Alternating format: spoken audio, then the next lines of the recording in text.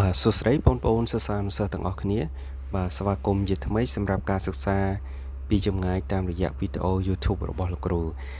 ថ្ងៃនេះដែរលោកគ្រូមានសេចក្តីសោមនស្សរីករាយជាខ្លាំងដែលបានលើកយកមេរៀនថ្មីមកបង្រៀនបងប្អូនទាំងអស់គ្នាអញ្ចឹងនៅថ្ងៃនេះយើងត្រូវសិក្សាទៅលើមុខវិជ្ជាភាសាខ្មែរថ្នាក់ទី5ដែលស្ថិតនៅក្នុងមេរៀនទី3កំណាព្យខ្មែរហើយមេរៀនខ្លឹមសារដែលយើងត្រូវយកមករៀននៅថ្ងៃនេះគឺអំណានលំអ3ប្រការប៉ុន្តែមុននឹងចាប់ផ្ដើមចូលទៅសិក្សាមេរៀនសូមបងប្អូនទាំងអស់គ្នាយើងធ្វើកំណែកិច្ចការផ្ទះជាមួយលោកគ្រូទាំងអស់គ្នាដែលកាលពីថ្ងៃមុនលោកគ្រូបានដាក់កិច្ចការផ្ទះឲ្យយើងទាំងអស់គ្នាធ្វើនោះបាទតកតងមួយច្បាប់លបើកហើយរកពាក្យជួនបាទអញ្ចឹងនៅក្នុងអត្ថបទនេះលោកគ្រូសូមអានឲ្យបងប្អូនតែម្ដងច្បាប់លបើកថ្មីបទកកតេកូនអើយកុំឆោតបើចង់បានថ្នោតដាំដោយគៀនកោះដីទួលចំការឯណាចន្លោះដាំជារបស់ជាជួររបងរបៀបចំការថែទាំរក្សាយូរយូរស្រះម្ដងស្រះឲ្យត្រូវជួរមើលគួរសំផងកុំបើកមុខឆ្លងទៅស្រះខាងក្រៅចឹងតាមរយៈនៃអត្ថបទមេសូតខាងលើនេះបាទឥឡូវយើងទៅកំណែទាំងអស់គ្នាជាមួយលោកគ្រូអញ្ចឹងនៅក្នុងវគ្គទី1បាទជួនក្នុងវគ្គទី1គឺពាក្យឆោតបាទជួនជាមួយនឹងពាក្យថ្នោតរីឯពាក្យកោះជួននឹងពាក្យចន្លោះជួននឹងពាក្យរបស់បាទឬបោះបានដូចគ្នាណាហើយជួននៅក្នុងវគ្គទី2ចំការជួននឹងរក្សាម្ដងជួននឹងផងហើយជួនមួយទៀតគឺជួននឹងពាក្យឆ្លងរីឯជួនឆ្លងវគ្គវិញគឺពាក្យរបងជួននឹងពាក្យម្ដងតោះនេះទាំងអស់គ្នាកន្លែងហ្នឹងបាទអញ្ចឹងក្រោយពីយើងកំណែកិច្ចការផ្ទះហើយទាំងអស់គ្នាយើងចាប់ផ្ដើមរំលឹកមេរៀនបាទអញ្ចឹងកាលពីថ្ងៃមុនយើងបានសិក្សាមេរៀនអ្វីហើយនៅក្នុងសំណួរនេះលោកគ្រូបានសួរថាដូចម្ដេចដែលហៅថាពាក្យជួនអញ្ចឹងរស់នឹកទាំងអស់គ្នាមើលបាទឬក៏ទាំងអស់គ្នាយើងអាចរំលឹកមេរៀនឡើងវិញតិចសិនទៅបាទតោះឥឡូវទៅមើលជាមួយលោកគ្រូពាក្យជួនគឺជាពាក្យទាំងឡាយណាដែលមានសូរស្រៈដូចគ្នាឬមានសូរស្រៈប្រកបនឹងព្យញ្ជនៈដូចគ្នាឬស្រដៀងគ្នាបាទហ្នឹងយើងហៅថាពាក្យជួនបាទឥឡូវយើងចាប់ផ្ដើមទៅសិក្សាទៅលើមេរៀនថ្មីទាំងអស់គ្នាជាមួយលោកគ្រូបាទលំអ3ប្រការបាទអញ្ចឹងទាំងអស់គ្នាសូមបងប្អូនបើកសៀវភៅពុម្ពភាសាខ្មែររបស់យើងហ្នឹងនៅត្រង់ទំព័រទី33រហូតដល់ទំព័រ34បាទតោះនេះចឹងទាំងអស់គ្នា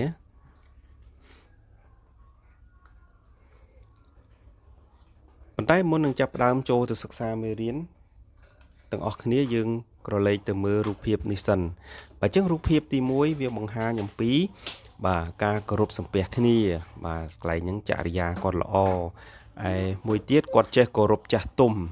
បាទគោរពឪពុកម្ដាយយើងនោះបាទចំណែកឯមួយទៀតគឺការរាប់អានមិត្តភ័ក្តិទាំងអស់គ្នាយើងឃើញទេការរាប់អានមិត្តភ័ក្តិល្អណាបាទចេះជួយគ្នាណាហើយមួយទៀតគឺគាត់មានន័យថាបោះមួកអញ្ចឹងមានន័យថាគាត់ជោគជ័យទៅលើការសិក្សាឃើញទេអញ្ចឹងមានន័យថាល្អទៅលើការសិក្សាកន្លែងហ្នឹងណាបាទអញ្ចឹងឥឡូវយើងទៅមើលអត្ថបទមេសូតទាំងអស់គ្នាជាមួយលោកគ្រូណាបាទ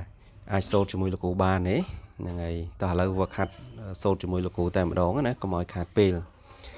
ញ្ចឹងយើងចាប់ផ្ដើម1 2 3យើងកើតជាមនុស្សប្រសើរក្តាត់លើអស់សពសត្វលើផែនដីមានរូបមានរាងល្អប្រពៃប្រាជ្ញាកែច្នៃរឹតតែល្អប្រាជ្ញាជាគ្រឿងដុសខាត់យើងឲ្យបានរុងរឿងថ្កើងបវរប្រកបរឹកពីចង្យាធម៌ផ្សំនឹងលំអនៃអង្គប្រានសំរូបល្អរឹកល្អចង្រិយាគ្មានទើងនេត្រានោះទើបបានឈ្មោះថាល្អពិតគួរប្រមាណរករៀនឲ្យបានសពវិជ្ជា រូបល្អហើយតែខ្វះចង្រិយាជាអលង្ការនោះមុខជាមិនបានគប់ភ្នែកជនគ្រប់គ្នាព្រោះមានរឹកពីច្រលើសបឹងសំដីសំដែងមិនសមរម្យរឹកមិនរុំទុំឃើញតាក់ទើងទោះទៅទីណាគ្មានគេរឹងពុំមានគេជ្រឹងធ្វើជាមិនបាទចឹងយើងសូត្រទាំងអស់គ្នាជាមួយលោកគ្រូចប់ហើយលោកគ្រូផ្ដាំផ្ញើថាឲ្យទាំងអស់គ្នាយើងឧស្សាហ៍វឹកហាត់សូត្របាទពីព្រោះអត្ថបទពាក្យសូត្រអត្ថបទពាក្យ7នេះវាអាចនិយាយបានថារៀងពិបាកដែរអញ្ចឹងយើងព្យាយាមវឹកហាត់សូត្រណាអាចតែចាក់ស្ដាប់វីដេអូលោកគ្រូហើយយើងចាប់ផ្ដើមសូត្រណាទាំងអស់គ្នាបាទវឹកហាត់សូត្រទៅអញ្ចឹងឥឡូវយើងក៏លេខទៅមើលពាក្យពិបាកដែលដកស្រង់ចេញពីក្នុងអត្ថបទបាទពាក្យទី1យើងអានថាសពទី2ប្រាជ្ញាទី3បវរ4រកពា5ចរិយា6អង្គប្រាណ7វិជា8អលង្ការ9សំរុំ10រំទុំ11សំដែង12កែច្នៃ13ប្រសើរ14រុងរឿង15ប្រមាណ16ប្រពៃ17ជ្រលើសបឺស18តាក់ទើសបាទអញ្ចឹងនេះគឺជាពាក្យពិបាកដែលយើងដកស្រង់ចេញអំពីអត្ថបទមេសូតបាញ់មិញជាមួយលោកគ្រូណាឥឡូវយើងបន្តទៅសិក្សាពន្យល់ពាក្យជាមួយលោកគ្រូទាំងអស់គ្នាណាអញ្ចឹងពាក្យយើងមានពាក្យបវរអញ្ចឹងបវរថ្នាក់ពាក្យជាគុណនាមមានន័យថាប្រសើរលឺលែងថ្លៃថ្លា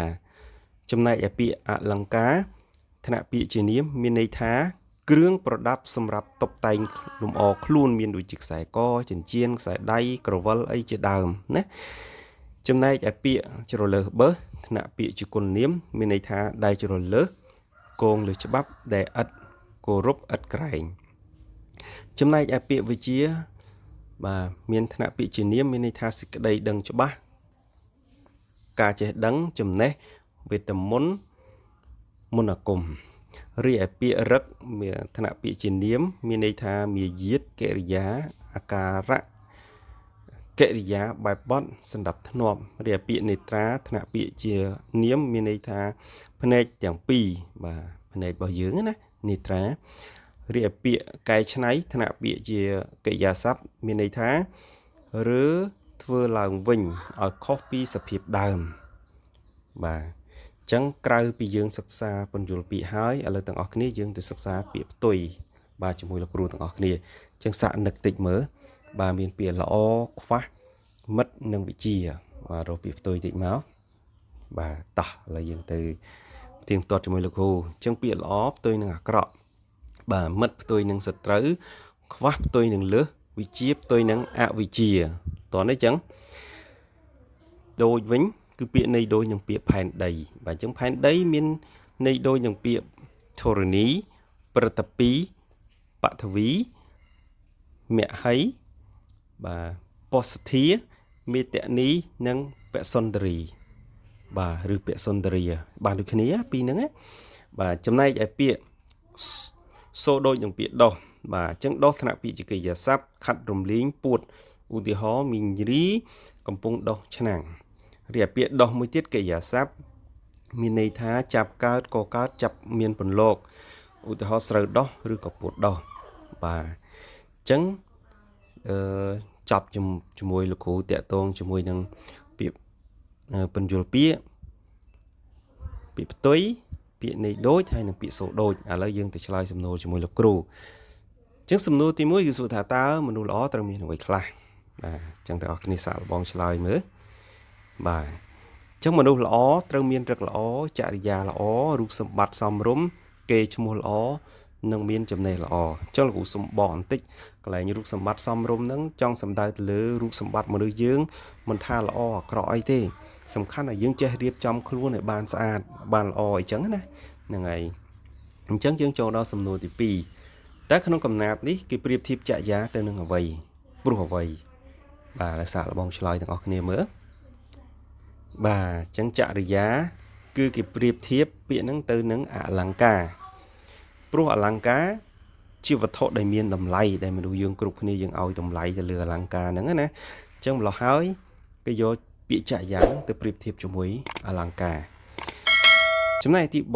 3តើរឹកបែបណាដែលគេចាត់ទុកជារឹកពាសមរម្យបាទអញ្ចឹងរឹកពាដែលគេចាត់ទុកជារឹកពាសមរម្យមានដូចជាចេះគោរពចាស់ទុំចេះឱនលំទោនមិនជ្រើសរើសបើសស្គាល់ធំស្គាល់តូចបាទស្គាល់បងស្គាល់ប្អូនណាចេះនិយាយពាក្យពេចន៍សមរម្យទៅកាន់អ្នកដទៃកន្លែងហ្នឹងយើងអាចចាត់ទុកថារឹកពាសមរម្យចំណែកឯទី4តើរឹកពាបែបណាដែលគេចាត់ទុកថាជារឹកពាជ្រើសបើសមកចាទាំងអស់គ្នាសាកល្បងឆ្លើយមើលចឹងរឹកពាដែលគេចាត់ទុកជ្រើសរើសបើសដូចជាមិនចេះគោរពចាស់ទុំមានចរិតជ្រើសរើសបើសបាទចូលចិត្តបង្កបញ្ហាក្នុងសង្គមបង្កបញ្ហាផ្សេងឲ្យគ្រួសារដោះស្រាយណាប្រព្រឹត្តទង្វើណាមួយដែលវាផ្ទុយនឹងច្បាប់អីហ្នឹងអាហ្នឹងយើងរាប់ថាជារឹកពាបែបជ្រើសរើសបើសហើយណាបាទអញ្ចឹងក្រោយពីសិក្សាចប់មេរៀនជាមួយលោកគ្រូក៏នៅមានកិច្ចការផ្ទះមួយចំនួនឲ្យទាំងអស់គ្នាគាត់ធ្វើឡើងវិញណាបាទអញ្ចឹងចូលរកពាក្យសូដូចនិងពាក្យគួរឲ្យបានពីរពាក្យរួចហើយយើងបញ្យល់ន័យព្រមទាំងផ្ដល់ឧទាហរណ៍លោកគ្រូផងតោះនេះអញ្ចឹងទាំងអស់គ្នាអញ្ចឹងមេរៀននៅថ្ងៃនេះលោកគ្រូសូមបញ្ចប់ត្រឹមប៉ុណ្នេះហើយបើបងប្អូនទាំងអស់គ្នាណាមានចម្ងល់បងអាច comment នៅក្នុងYouTube លោកគ្រូបានណាបាទអញ្ចឹងលោកគ្រូសូមជម្រាបលាត្រឹមប៉ុណ្ណឹងអរគុណច្រើនបាទជម្រាបលាទាំងអស់គ្នា